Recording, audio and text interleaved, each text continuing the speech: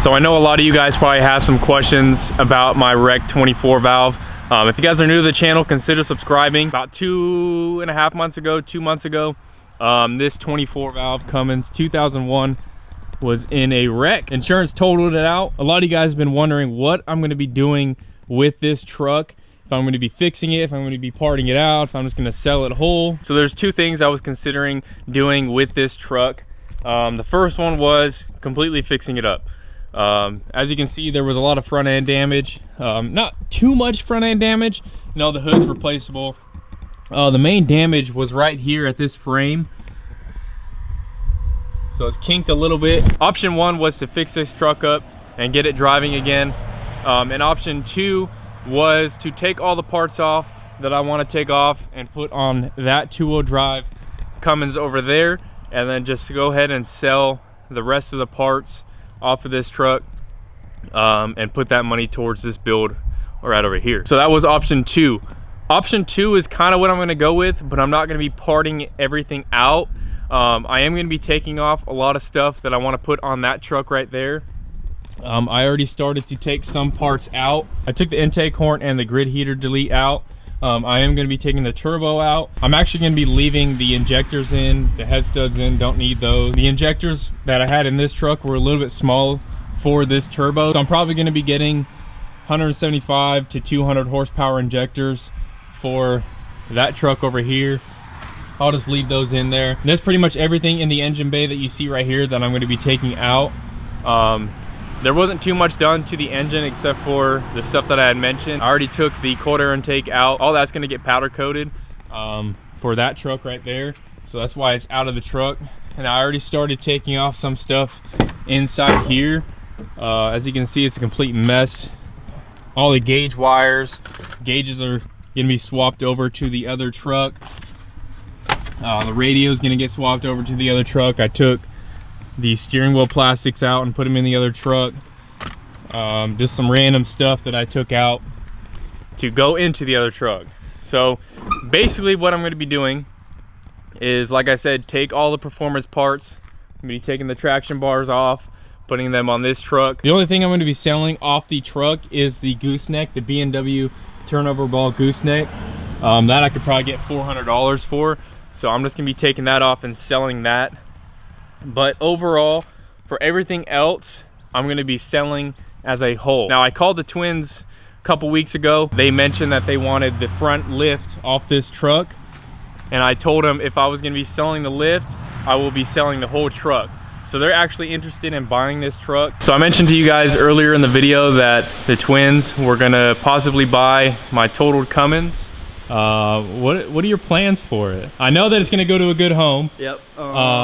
So the plans are, from previous videos you've made, I'm not sure most everybody has seen the first gen 4-door truck we have. Like a new one against probably my dad or something. This one, it is a gasser, but of course these guys are diesel guys. They are gonna 12 valve swap it, right? Yep. Yeah, they're gonna 12 valve swap this thing, and man, this is gonna be nasty. Was it an old it was Army? An old it was an old Navy truck, or was it Navy or Air Force? I believe it was an Air Force truck. Old Air Force truck. So the truck used to all be blue. Like, you can look inside of it and everything is blue. I mean, this is not that bad of interior for look at the mileage that's on this thing for the year it is. It's an 88. 56,000 miles. Man, this thing's gonna be bad when you guys. Oh yeah, it'll be hey, awesome. If you guys want me to come and record you, oh for sure, pulling stuff out, swapping the motor or whatever, and if you guys want to see that, let me know in the comments below. Man, this thing's gonna be a crazy build. You got any other plans besides the motor? Motor gonna go to a manual instead of an auto. Gonna just put an NV4500 up in it. I haven't decided yet. I've got 2 sets of actual, what is it, AAM axles?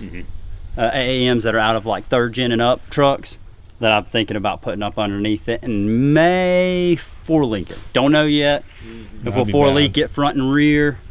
I've kind of been playing around with the idea on it.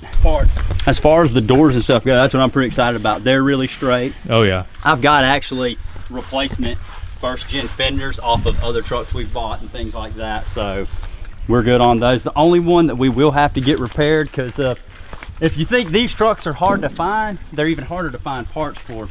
The front door I can replace because that's the same one that's just on any regular first gen. Yeah. But this is the one that's got to get repaired because of you don't find those. You can't find. And I've asked several people who deal with the 4-doors and everything, and one guy told me you just won't find it, and he was pretty well right because I could not find it. So because the body's messed up on the truck right now, I'm just gonna plan on taking the body off of the 2nd gen body off and mounting up that 4th gen, or that not 4th gen, mounting up that 1st gen body 4-door on it, and doing a little bit of custom thing, and probably thinking about, while we have the body and everything off, gonna go ahead and 4-link the rear end. They originally just wanted the FabTech 5.5-inch lift, so I had the 5.5-inch in the front and then the added leaf in the back.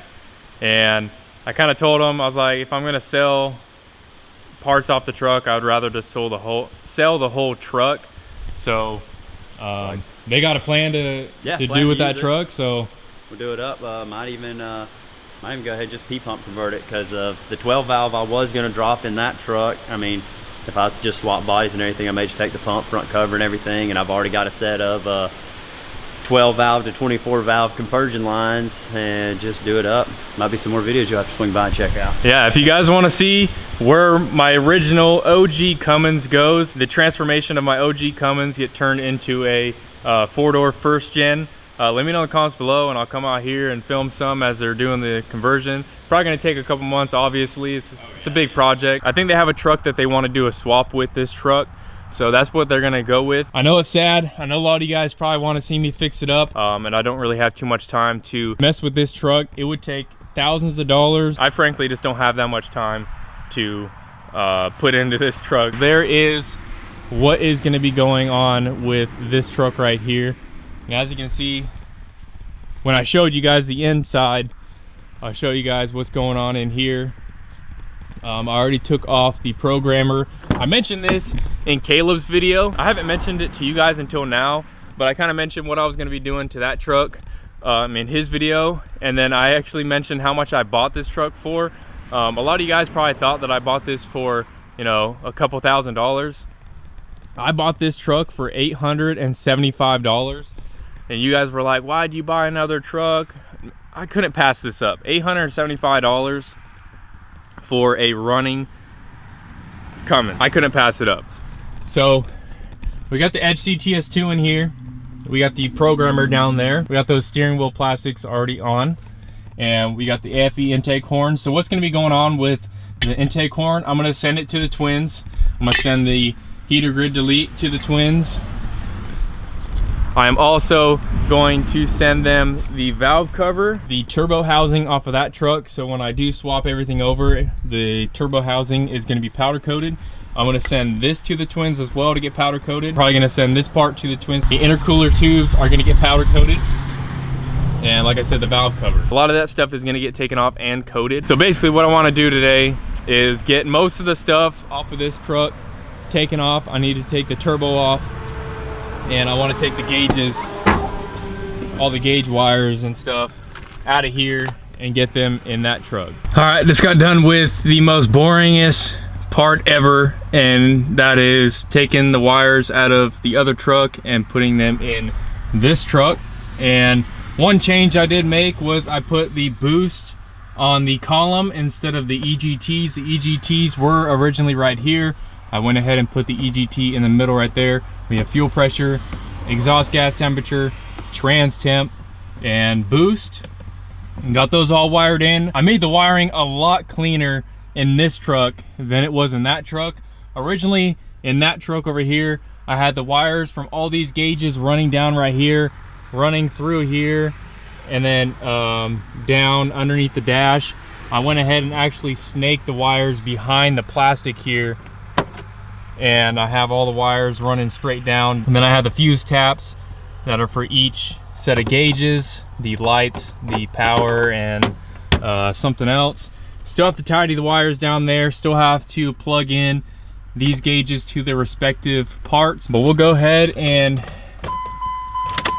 show you guys all the gauges are working. They're powering up, which is good. None of them are going to read right because they're not hooked up, like I said, but we got the gauges in. I may end up keeping this CTS2 right there, may build a mount that actually fits in there. Right now I just have the suction cup mount, in there. But I kind of like that spot for the CTS2. Originally I have it right here, but I kind of like it right there. I'm not sure. Let me know what you guys think in the comments below. Obviously if you're driving, you kind of want the monitor right here, so when you're looking forward you can see it right there.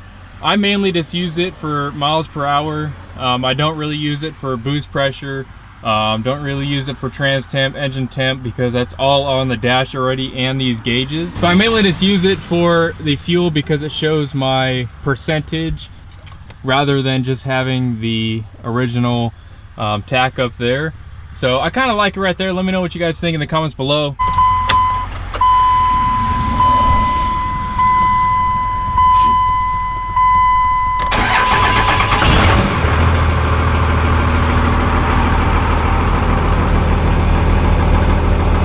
So the air dog is pushing about 17 psi of fuel pressure.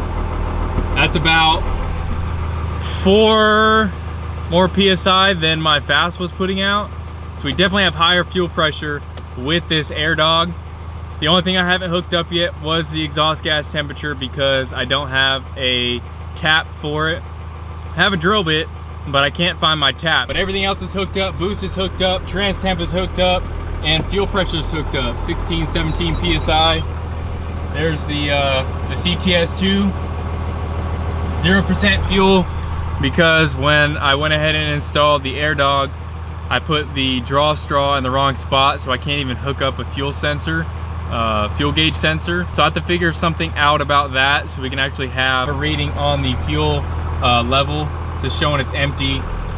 When Mike came over here the other day, he put about 5 gallons in, I put about 5 gallons in, so I'm guessing the tank has about 10 gallons of fuel, but it's showing empty because the sensor's not hooked up. Pretty much done with this truck for today. The last thing we have to do is go ahead and take that turbo off. I am gonna wait to take this valve cover off. I wanna try to get this truck driving on the road while they're powder coating stuff. But yeah, let's go hop to the truck and take that turbo off.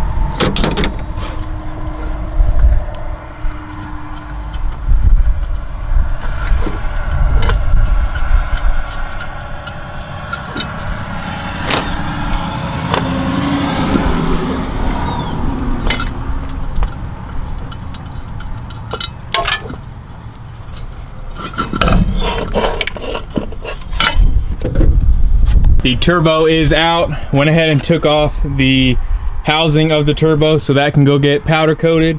We're just gonna throw this in the green room over there. I don't know what I'm gonna do with this yet. I may put it to the side and wait for the turbo housing to come in from powder coat, or I'm just gonna go ahead and install this on that truck in a later video, just so it's already on the truck and all we have to do is put the turbo housing on.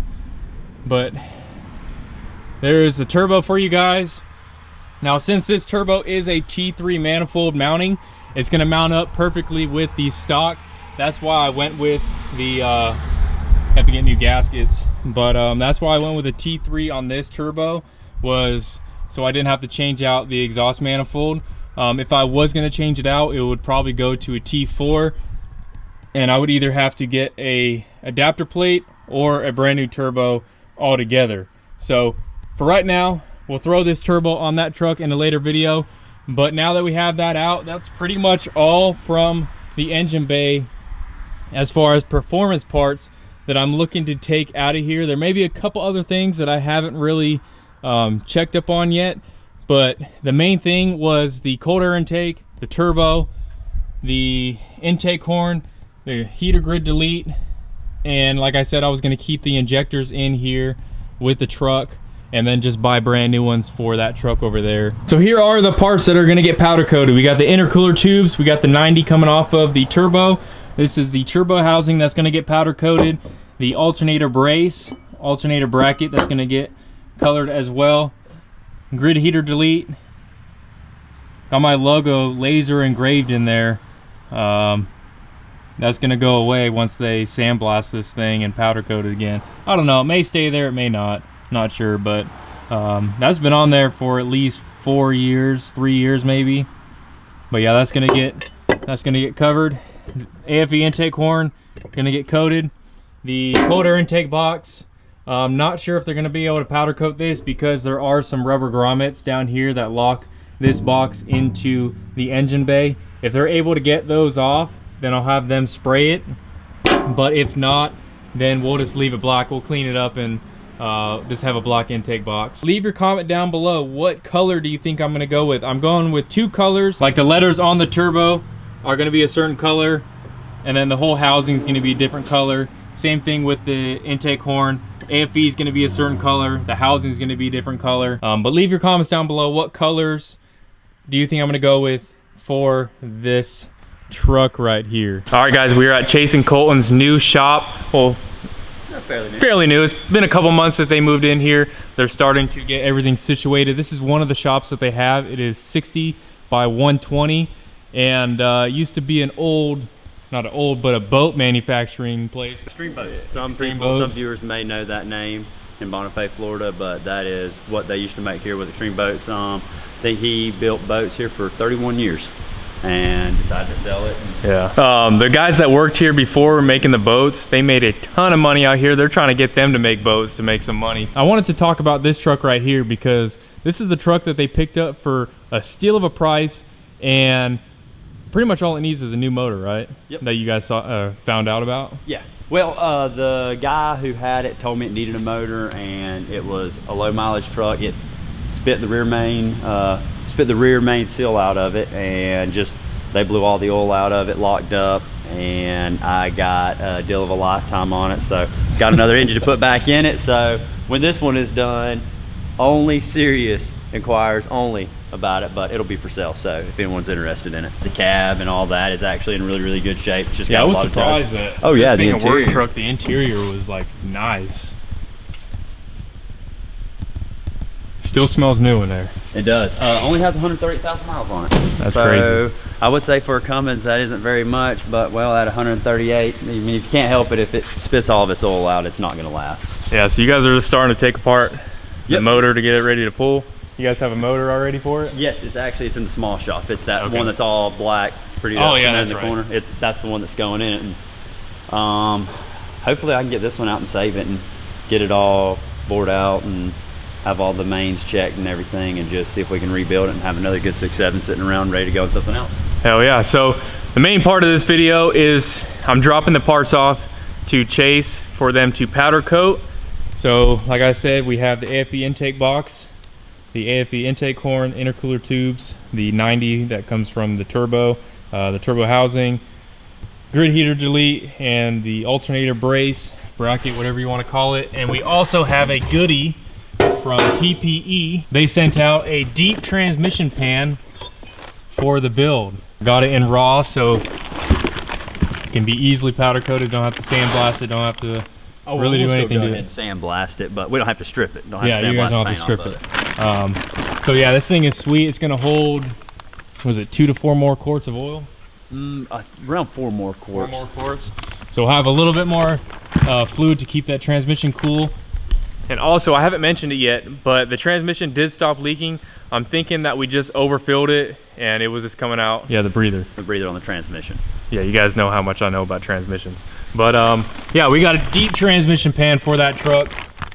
And then the extension for the filter right there.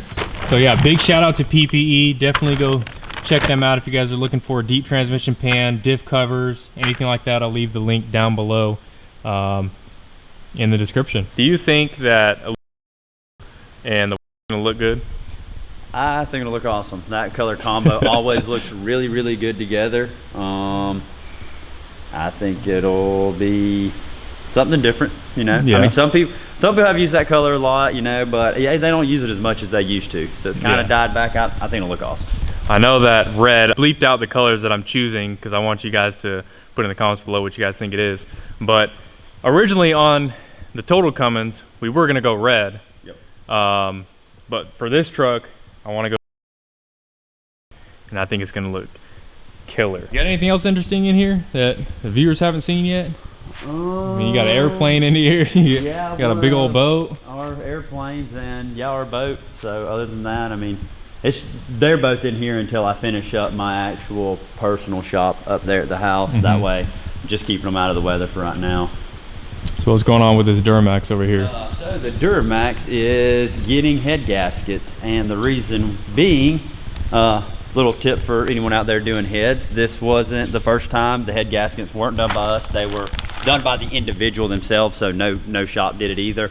And it did pretty good. The guy had about 40,000 miles on it, but he had the head sent off and they were throwing on a belt sander instead of actually being planed like you're supposed to do on any diesel head. You can actually, we kept the old gaskets here to show him and for all of us, you know, you can show people. You can actually see the heads actually do move around as they get hot and expand and contract when they get cold because of, one, they are aluminum, so it moves a little bit more, but you can actually see the sanding marks from the head being on it. So this was the head side. You can see it's taken off all the Teflon, and this is where the block was still smooth and machined like it was supposed to be.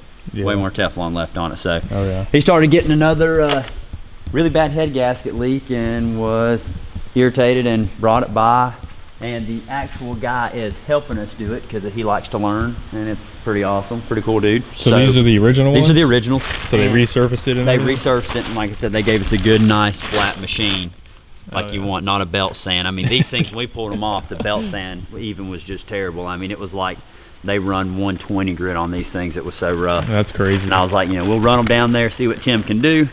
Tim saved them. Awesome guy. He's probably done 30, 40 diesel heads for me, and every single time he just does a jam up job, and you know, he takes care of you.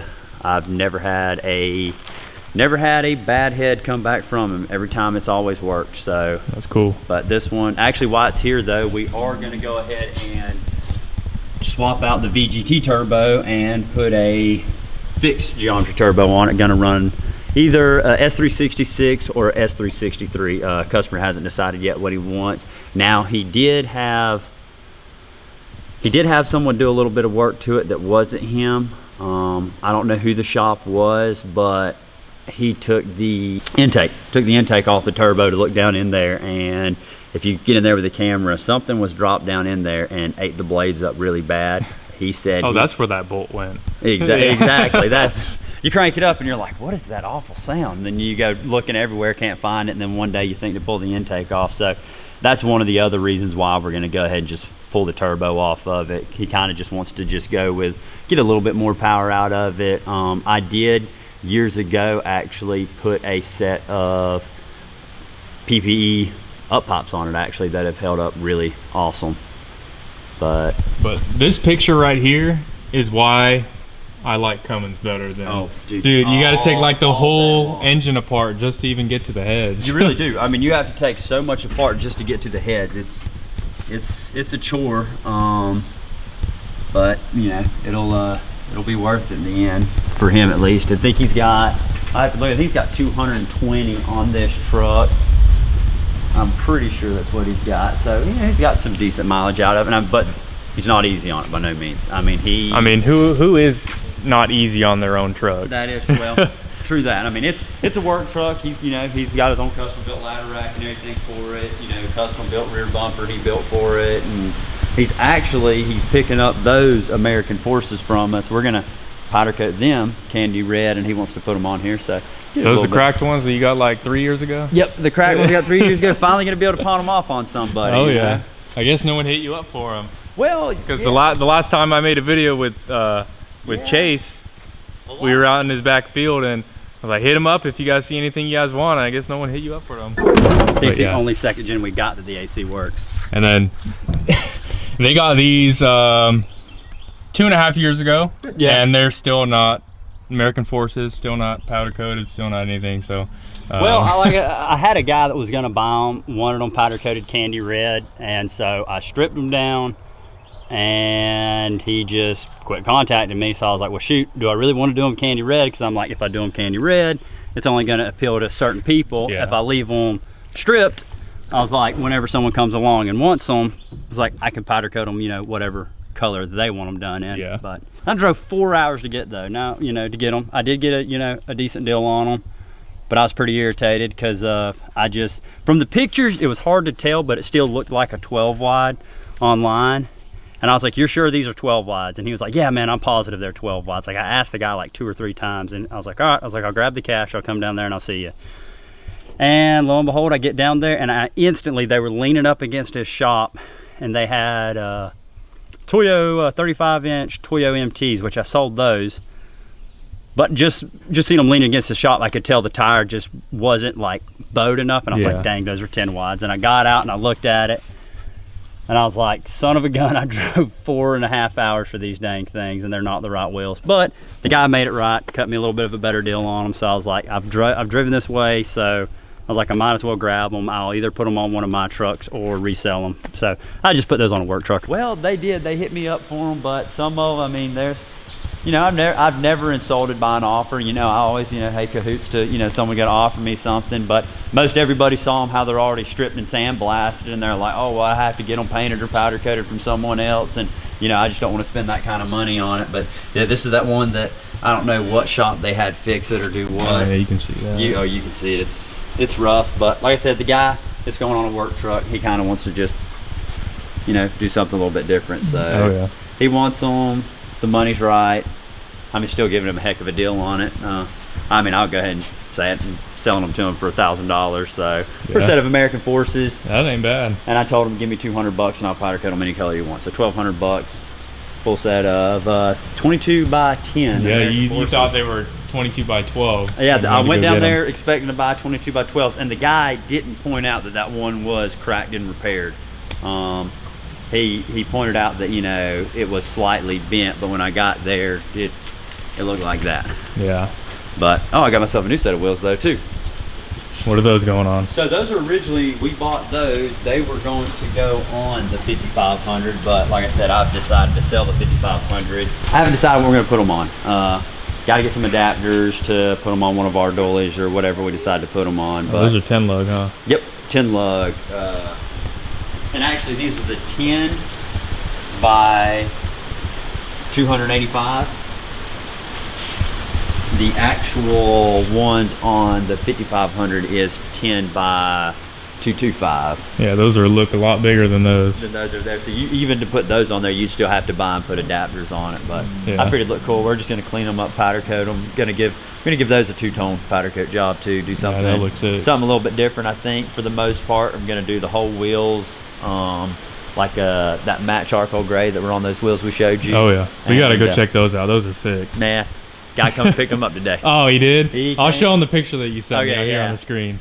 But those were bad. Oh, they looked awesome. We're gonna do the same, kind of the same thing with it, the same charcoal gray, and then just do inside all the spokes and the American Force and all the little rivet machining marks they got. Gonna do it the gloss black because I just really like the way it looks. Oh yeah. So. But anyway, guys, that's gonna do it for the video. Big shout out to Iron Ape Coatings and Fab. They're gonna go ahead and powder coat these parts up, and it's gonna look sweet. Can't wait to see what this looks like when it's on the truck. I'm waiting until Caleb has a day off of work so I can take that truck for the first drive, because I want someone to be behind me, and if it breaks down, I got someone to tow me back home.